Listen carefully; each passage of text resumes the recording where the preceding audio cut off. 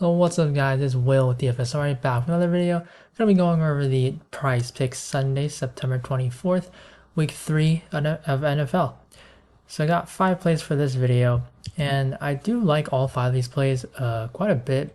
Now, this week, not gonna have any fantasy score picks because these lines, they actually did a pretty good job setting them so far, and also we do have a number of key injuries as we do every week. So not every player is on the board yet. So if there's anything good, then those will be posted in the Discord, of course, only for the members then. But the 5 free picks here on YouTube for this week, going to be going with the first one in the touchdown category with Tony Pollard. This one has been available all week long. I thought that this would be gone at some point, but for whatever reason, he is still here. And Tony Pollard going to be going on the more side of that. He's taking on Arizona, which the Cardinals are going to be one of the worst teams in the league this season. And Dallas, they're a strong team, and Tony Pollard now has the entire backfield to himself. In this matchup against the Cardinals, the Cowboys are 12.5 favorites right now on the road. Taking a look at the lines here on DK, 12.5 right here, 43 game total. They are, of course, a 12.5 line does signal potential blowout, but this is the NFL. This isn't like the NBA where you're going to see starters being pulled, possibly not playing like the entire fourth quarter or something, because for football, you just really need to have like a 30 pointer, something crazy until they do pull starters. And for the Cowboys here, like I'm not worried about Tony Pollard not playing like the third or something like that just because they're up by a lot, because the Cowboys, they need to score touchdowns first in order to be up enough for that to happen. And so if they're already scoring touchdowns, then probably Tony Pollard scored one already.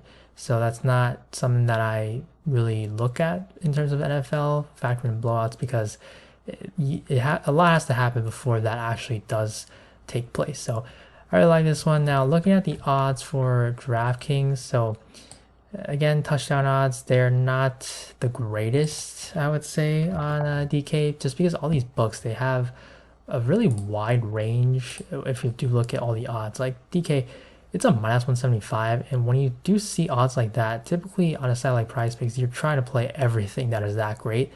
But when you do look at other books, he ranges from, there are actually a few that are at minus 125, but yeah, minus 175. There's even minus 275s on some sites, some books. So it's a really wide range. But bottom line is, on PrizePicks on this site, you get a play that has that great of odds and everything, the total, the game environment, matchup, all of that. Factor it in. It's just a great spot for Pollard. So really like this one for him to score at least one touchdown. And then the next one, it's going to be another touchdown one, but it's a combo one. Lamar Jackson plus Mark Andrews, also more. Now, this is a rushing plus receiving, so of course, if Lamar to pass one, that doesn't count because that's would be too easy. But Lamar, people like to call him a running back, but Lamar, the QB here, he actually probably will have a pretty solid role in the run game for today, for this game, because the Ravens are dealing with a ton of injuries. They already lost Jacob Dobbins week 1, but now they also are without Justice Hill, who's been kind of the starter for week 2. And then now it's just going to be Gus Edwards. They're going to elevate most likely Melvin Gordon, probably use 3 running backs. So they will have bodies, but in terms of who is actually good and talented, that probably means that Lamar Jackson is going to possibly get his number called when they're near the goal line. And for a guy as talented as he is as a running quarterback, he's going to be in a good spot. And then on the other side, the pair with him, Mark Andrews, this is his top target. Now they don't have OBJ. It's basically Mark Andrews in in the end zone. Zay Flowers, great receiver, looking fantastic. And then Rashad Bateman going to most likely take on the OBJ role, playing more snaps for this game. But Mark Andrews, he's going to be the top target. He's going to be his favorite end zone target. And you just need one of this. Either Lamar runs in or Mark Andrews to catch one. And with the Ravens this week, they are going to be playing at home. They're big time favorites. They are 8-point home favorites right here, yeah, against the Colts. And then for a touchdown odds, so Lamar is about a plus 100, and then Andrews is a plus 130. These are individual ones, so when you combine the two of them together, you only need one of these to happen. It's just another great odds one. The matchup, all of that. It's similar to Tony Pollard. Just all the factors kind of just fit. The puzzle pieces fit together, and that's what you're getting with both of these touchdown picks. And now the other 3 picks are actually all going to be coming from the receiving targets category. So the first one is going to be Michael Thomas over 6.5, more than 6.5. Thomas is going to be taking on the Green Bay Packers. Jair Alexander, fantastic corner, but I expect him to be on Chris Olave, so the tougher matchup is going to be over here, not on Thomas. And the Saints, I don't think we really expected either of these teams to be like great, but the Packers are actually currently favored by 1 point on the at home. This could change because of whether Aaron Jones or Christian Watson, either one or both play or both don't.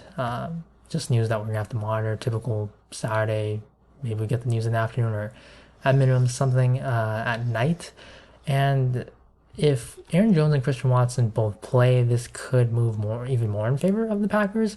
If they both don't, then we might see the Saints ending up being favored. But it's still a very close spread. I don't expect it to be like a touchdown difference or something.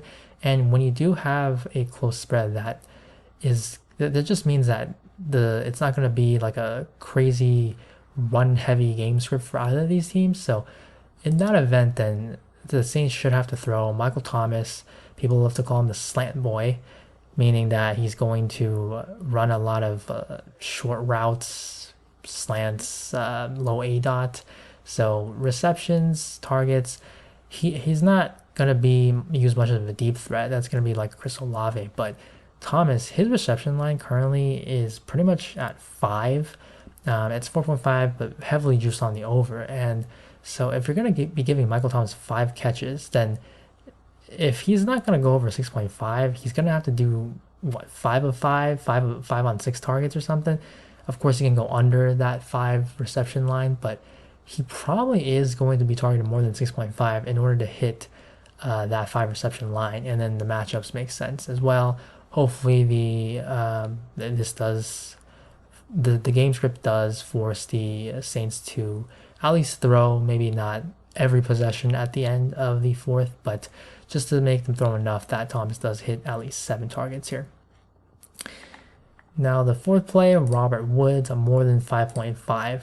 Now this one, it should be a better game script for the more here for a receiver, because the Houston Texans are very hurt on their offensive line. And just in terms of the matchup, they're not as good as the Jaguars. And the Jaguars are going to be 8-point favorites at home, so Texans should be throwing a ton, especially in the second half. And because the Texans do have a very injured O-line, they just don't have any success running the ball right now with Dameon Pierce. As good as Pierce is, they just have to throw it. And you're seeing Texans just throw it a ton. Nico Collins, of course, Robert Woods. And Woods, in terms of snap share, he actually led the receivers. He had more snaps than Nico Collins last week. And Noah Brown is now in the IR. So Tank Dell, he took on a much bigger role last week, and I would expect them to use Tank Dell a lot again this week, but that means Collins, Woods, and Dell, 3 receiver sets, and Woods is the one leading in terms of the snap share, 75% in week 1, 86% in week 2. And in terms of targets, two separation, a 2 target difference than Collins. Yeah, Collins is the better guy, a younger, more promising guy, but Robert Woods, he definitely has a good role. He's playing the most snaps out of these receivers, and they're going to be throwing a ton. So I love this one. This one, I think it probably should be like at least 6.5. So like the value that we're going to get here. And then the last one, another one where it just makes sense, and that is going to be Zach Ertz, also at 5.5, taking the more with him. Cardinals, as we talked about with Tony Pollard, this is just a mismatch, and the Cardinals are going to be trailing, or at least they should be. And if that is the case, then Dobbs is going to have to throw a ton again. And Zach Ertz has been one of his favorite targets. Marquise Brown going to be out there. This is not bad as well. But I think just Zach Ertz, someone who runs more in the middle of the field, shorter routes, he's going to be easier to target. And easier because Dobbs is going to have to get the ball out most likely when you match up against this Dallas defense. So just relieving the pressure off of him. And Zach Ertz at 5.5, he's been getting an absurd number of targets. He got 10 targets in week 1 on 28 rounds ran. Actually, I can pull that up here. So yeah, 10 targets on 28 and then 8 on 25. Now this target share is a little absurd, but you're looking at a 5.5 line here. So 10 targets, you might not get that, but you don't need that many. And this line is just set too low. I expected to bump because people are going to do this.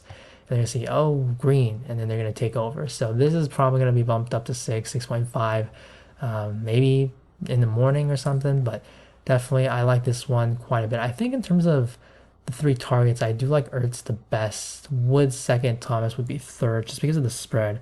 That's a major thing. And last thing on Zach Ertz, the Cardinals, they're probably going to be trying to trade this guy to a contender later. Going to be sellers for whoever's good, whatever team wants them. So they want Zach Ertz probably out there just to show off his value, and then later on they're going to trade him. And then Trey McBride will be the young guy taking over more work. But that is going to be the 5. I would say these touchdowns, Pollard, Jackson, Andrews combo are the 2 favorite ones if you want to just make a 2-pick.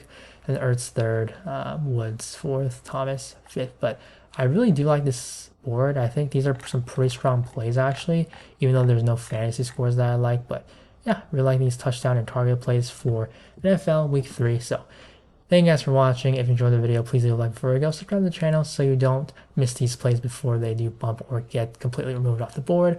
If you are new to DFS Army, do check out our link, our Discord, our website. All of that info is in the description below. So thank you guys for watching. Good luck on the slate, and I will see you in the next video. Bye.